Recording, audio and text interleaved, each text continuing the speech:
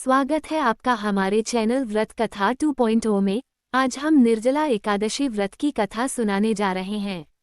निर्जला एकादशी का व्रत ज्येष्ठ मास के शुक्ल पक्ष की एकादशी तिथि के दिन रखा जाता है। इस व्रत को करने से व्यक्ति को मोक्ष की प्राप्ति होती है। इस व्रत को भीमसेनी एकादशी के नाम से भी जाना जाता है। साथ ही इस व्रत को करने के साथ साथ कथा भी जरूर पढ़ना चाहिए। आइए जानते हैं एकादशी व्रत का महत्व और कथा। निर्जला एकादशी को बाकी सभी एकादशी में सबसे श्रेष्ठ माना जाता है। कहा जाता है कि इस व्रत को करने से व्यक्ति को मोक्ष की प्राप्ति होती है और भगवान विष्णु की भी विशेष कृपा रहती है। निर्जला एकादशी का व्रत ज्येष्ठ मास की शुक्ल पक्ष की एकादशी तिथि के दिन रखा जाता है। इस बार यह व्रत 18 जून मंगलवार को रखा जाएगा। इस दिन व्रत करने के साथ साथ निर्जला एकादशी की कथा पढ़ने से भी पुण्य प्राप्त होता है। आइए जानते हैं निर्जला एकादशी व्रत की कथा। महाभारत काल में पांडु पुत्र भीम ने एक बार व्यास जी से कहा कि भगवान युधिष्ठिर, अर्जुन, नकुल, सहदेव, माता कुंती और द्रौपदी सभी एकादशी के दिन उपवास करते हैं और वह मुझसे भी इस व्रत को करने के लिए कहते हैं। आप तो जानते ही हैं कि मुझे भूख बर्दाश्त नहीं होती है, इसलिए मैं कैसे एकादशी वाले दिन उपवास रख सकता हूँ। मैं दान देकर और भगवान वासुदेव की पूजा अर्चना करके उन्हें खुश कर उनकी कृपा प्राप्त करना चाहता हूँ।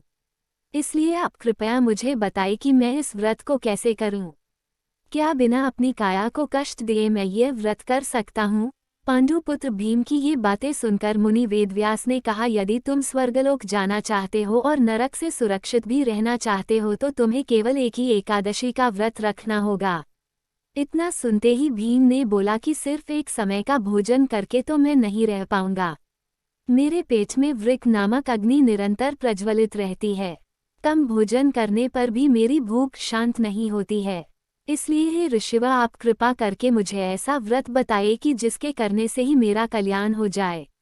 ये सुन व्यास जी ने कहा कि ज्येष्ठ पक्ष की शुक्ल एकादशी को निर्जला व्रत किया करो। स्नान आचमन को छोड़कर पानी का ग्रहण नहीं करना। आहार लेने से व्रत खंडित हो जाता है, इसलिए तुम आहार भी मत खाना। तुम जीवन पर्यंत इस व्रत का पालन करो। इससे तुम्हारे पूर्व जन्म में किए गए एकादशियों के वाले दिन खाए गए अन्न के कारण मिलने वाला पाप नष्ट हो जाएगा। साथ ही इस दिन तुम्हें ओम नमो भगवते वासुदेवाय इस मंत्र का उच्चारण करो। साथ ही गौ का दान करना भी उत्तम माना गया है। महर्षि व्यास की आज्ञा के अनुसार पांडुपुत्र भीम ने बड़ी हिम्मत के साथ निर्जला एकादशी का ये व्रत किया, लेकिन वह सुबह होते होते मूर्छित हो गए। तब उनके चारों भाइयों ने उन्हें गंगाजल, तुलसी का चरणामृत पिलाकर मूर्छा से बाहर निकाला। कहते हैं कि तभी भीम पाप मुक्त हो गए। उम्मीद है आपको ये कहानी पसंद आई होगी। अगर कहानी पसंद आई हो तो कहानी को लाइक करें और हमारे चैनल को सब्सक्राइब करें। धन्यवाद।